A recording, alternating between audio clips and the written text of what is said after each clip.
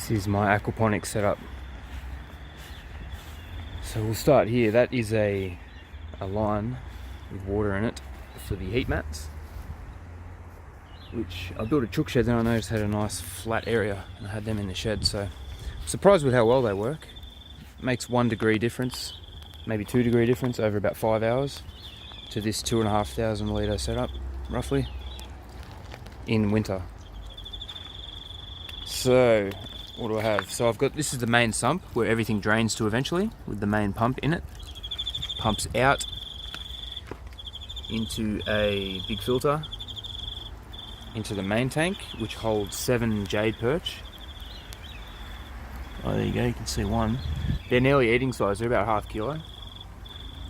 And it comes out of that main tank through gravity in a hole at the top and splits off at 3 points. 1, 2 and 3 grow beds, and they all siphon through to the bottom sumps in intervals through those bell siphons automatically. Down here, I don't know if you can see that, you might catch a glimpse of a smelt or some eel-tail catfish. About 20 smelt and 12 of the catfish, tenderness, about 100 grams. This one holds about 48 jade perch, about 100 grams as well. This has 1 bass to eat all of the gambusha that I introduced because I was bored while I was waiting for other fish to sort of arrive and planning what fish I was going to buy. So that can hopefully restore the balance. Now, probably the best thing about this whole setup is this solar panel that runs it all.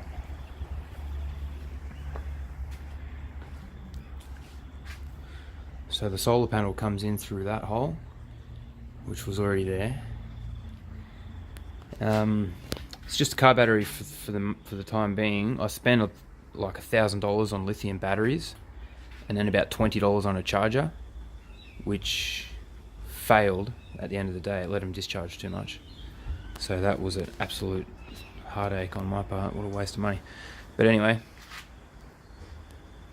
so the solar comes in here. This sends it to the battery as it's needed at whatever voltage is needed, and then releases it from the battery back to this 12-volt bus bar, which is safe to touch. It's like a car battery, which powers my whole shed through this, lights and whatnot on the inside and outside, and also this inverter for the pump outside, which I'm going to convert to 12 volt or 24 when they bring out a good one on eBay that's like, you know, less than $100, but I can't find one that pumps about 5,000 litres.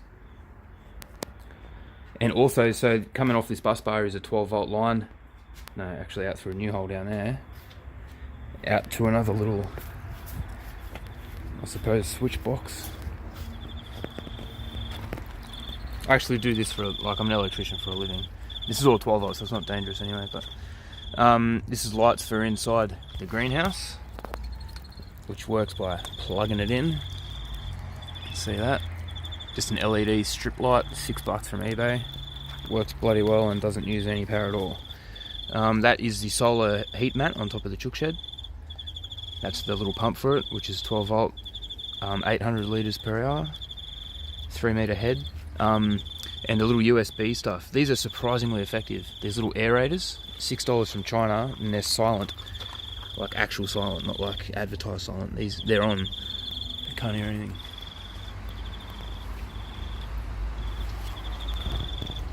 And they use bugger all, and also tiny little pumps for this. So they just go on as needed. It doesn't use much power, so that battery can handle it all night. Except for the main pump, that does drain it. So when I upgrade, I will upgrade everything. I'll get a big 12 volt one, so it doesn't have to convert to 240 and waste energy that way.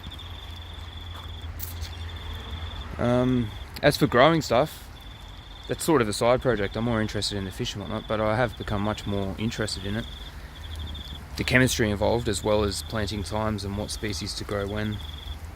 It's a bit weird because it is artificially heated as well. That is not solar powered, by the way. It's just to keep the edge off so it doesn't go under 18 degrees in the winter. There's a big 2 kilowatt electric heater on there, which hasn't had to flick on yet. What else can I tell you? I've got lettuce strewn everywhere, seeds. I'm waiting for that to come through. It's come through in some spots. This did have, I had soy in there, which sort of grew nicely but became a big mess because it takes so long. The root ball just gets a bit out of control, so I'm trying to keep it with sort of shorter lifespan vegetables and fruits, if you know what I mean. Well, which sort of cancels out fruit. Tomato is awesome, but it just takes over everything. I'm going to grow all over the place. This kangkong's pretty good. Fish, chickens, shrimp, snails, and crickets in my little cricket experiment, by the way, eat this. So I haven't tried it, but I'm sure I'll eat it if I cook it. And that's about that for now. Phase 2, I don't know, maybe. Or maybe storage, haven't decided yet.